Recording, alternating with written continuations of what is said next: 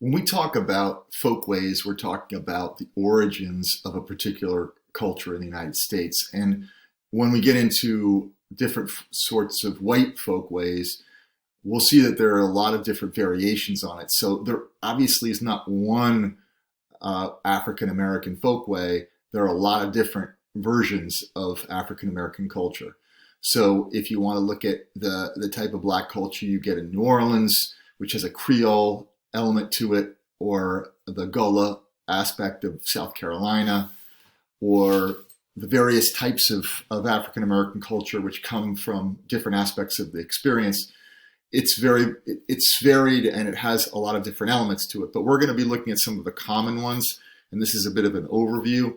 And if you're interested, you can go into more detail on specific aspects of it. So it's interesting because African American culture in many ways was defined before white culture was. It was defined in opposition to white culture, but it also was defined very early on. So if you look at the defining aspects of modern African American culture, it obviously comes from a long history of opposition. Opposition to slavery, opposition to white supremacy, all of the ways in which this was done creatively through linguistic trickiness, through wordplay, through song, through religion, through political action, through acts of violence. And so Black power, and obviously the importance of Black power in opposition to white power, is going to be a defining aspect of African American culture. The role of the church is important from very early on. The Black church has always been independent of the white church. It existed early on the plantation as a form of opposition and survival. And that Black church is going to come out from underneath the plantation culture in Reconstruction and be the foundation for the modern civil rights movement, which, as you all know, was a church movement. And so the political organization of the church is going to be extremely important from the very beginning. Communal solidarity, obviously the emphasis of African American culture is on the community, it's on the group, while white culture is defined by the individual and by the idea of individual rights.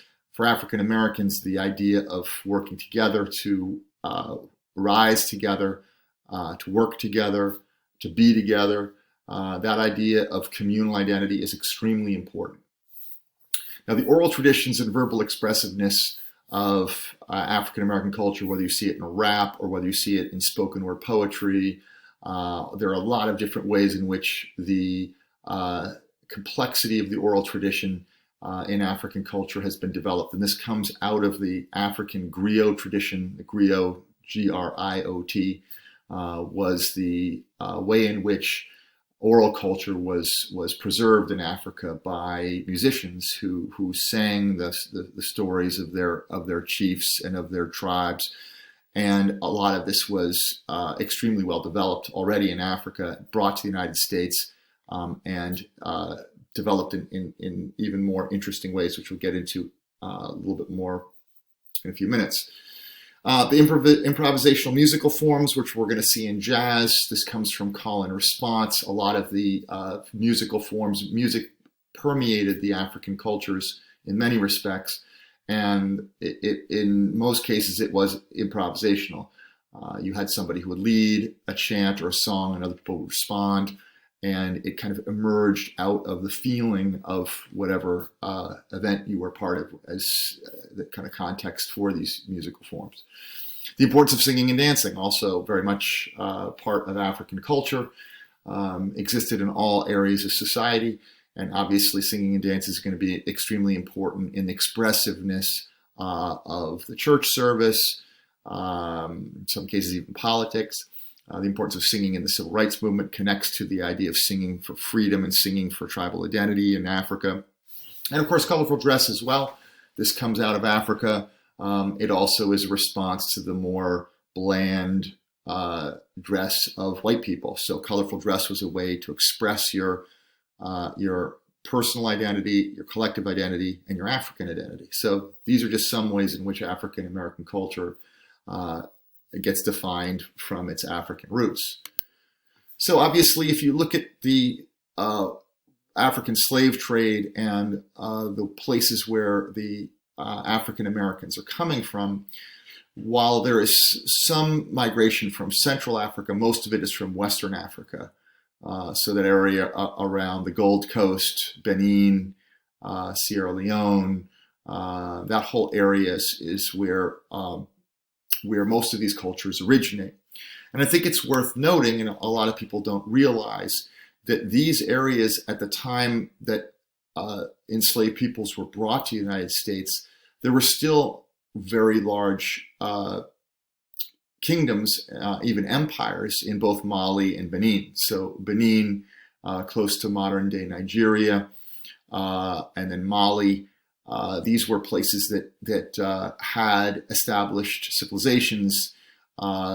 Many of the enslaved peoples were enslaved originally because they were opponents of these kingdoms, and they were brought into slavery because of that. And it wasn't just the poor laborers. In some cases, it was even members of the nobility who were enslaved. So they had a sense early on that they were coming from important and developed civilizations. So when the white Americans and the Portuguese and the Spanish and other slavers tried to take away that identity, they never really forgot it. And they viewed white people as barbarians. And in fact, this whole institution of slavery was barbaric. So they carried a certain kind of dignity, poise, and sense of self, even as the efforts to destroy that in slavery happened. There's a legacy of that within parts of the Southern Black experience. So if you look at where this idea of Black identity comes from, in many cases it's defined in opposition to white oppression. So the importance of song to slow the pace of work, we'll talk about this in a second. A very creative way to both express your communal identity, but also because if you think about the blues, that kind of slow pace of the blues, the slow pace of chain gang music, it's a form of subversion. It's a way to stop the oppression in some ways, or at least mitigate it. There were deep levels of resistance within the institution of slavery. Frequently, plantation owners talked about the fact that tools were being broken, that mysterious fires were being set, and these were enslaved peoples rebelling. And they understood that this was a way for them to reclaim their own autonomy. When they were challenged with this, enslaved peoples pretended to play dumb, perhaps not understanding English, or just pretending to be not very intelligent. And of course, this allowed white people to play up this idea that African Americans weren't intelligent, but in fact, it was a deep form of intelligence. It was a way to guard against the intrusion of white plantation owners and white people. It allowed Black people to again maintain their autonomy. The feigning of illness, another form of opposition, and of course, running away. And this is a really important point. This wasn't just the occasional enslaved person that ran away. This happened with great frequency. It wasn't just the ability to get to the north. In some cases, it was just to escape for a few days. And again, the statistics here are a little bit hazy, but there is evidence that as many as 10 to even 20% of the enslaved population at some point leaves the plantation. And that's a deep form of resistance. And again, a dangerous one because it usually involved whipping or severe punishment. But that was another way in which this happened. The importance of education, which happens through religion and which happens through literacy. So you're going to see a lot of underground educational movements on the plantations. As soon as enslaved people become free, one of the first things they almost always do is to search out education. So this is going to be extremely important. The importance of the church we've already mentioned, but really the independent Black church is going to be important. So all of these things together, they all form different aspects of the kind of revolt against the institution of slavery. Now, of course, when you look at the way in which African Americans got to the North and the way in which they used networks, building with white allies. Harriet Tubman, a great example of this, who herself was a fugitive, developed networks with white allies, and developed not just the networks to allow increasing numbers of African Americans to head up north into the Midwest and into New England, even up into Canada. So the whole Underground Railroad itself was very much built around African American resistance.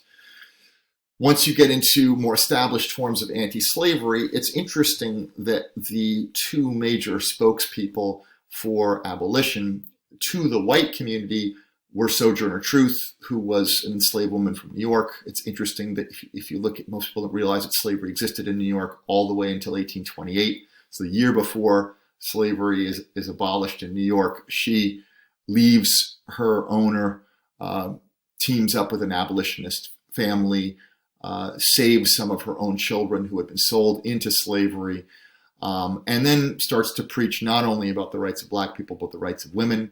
She becomes extremely important in that entire movement towards rights.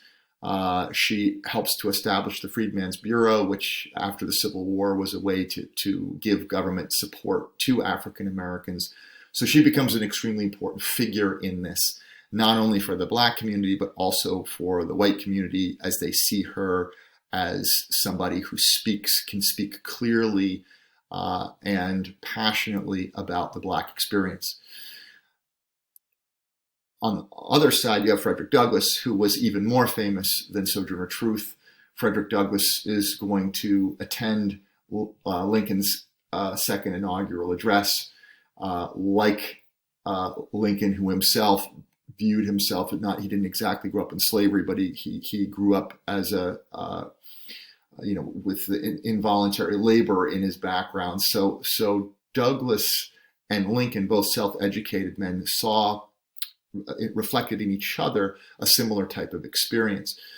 Douglass frees himself from slavery after dressing up as a sailor. He'd been in Baltimore, where he had learned to read and write, which was basically the way in which he emancipated himself in his mind first, and then becomes a tremendous spokesperson for the anti-slavery cause. And I think it's just interesting here to look at the role that Black political activists play in educating white people. They are extremely important, and so for white abolitionists like William Lloyd Garrison, bringing these people to groups of white people to have them understand what that experience was. So they're shaping the Black culture by reaching over and having to explain to white people, understanding that the white people were the ones who were going to be able to offer that abolition at the end of the day. The other thing, as African Americans begin to retreat, we often focus on the escape to the north, but you also have escape to the south. So the Maroons, who were the runaways from places like Georgia, and even parts of Florida, they join up with the Black Seminoles, who were a native tribe in central Florida, and you begin to see this combination of African and native tribes. You see the same thing with the Micmac Indians in areas like Nova Scotia, where when large numbers of African Americans retreat up into Canada, begin to gravitate towards the native tribes, because the native tribes were more accepting of Black people. And so again, this sort of native Black aspect of the culture is going to be extremely important. So if you look at the Maroons in Florida, they would retreat into Florida to a place called Prospect Bluff. And because the British had control of Florida at that time and were increasingly anti-slavery, they were basically hiding down there and outside of the reach of the U.S. Of course, In 1819, Florida gets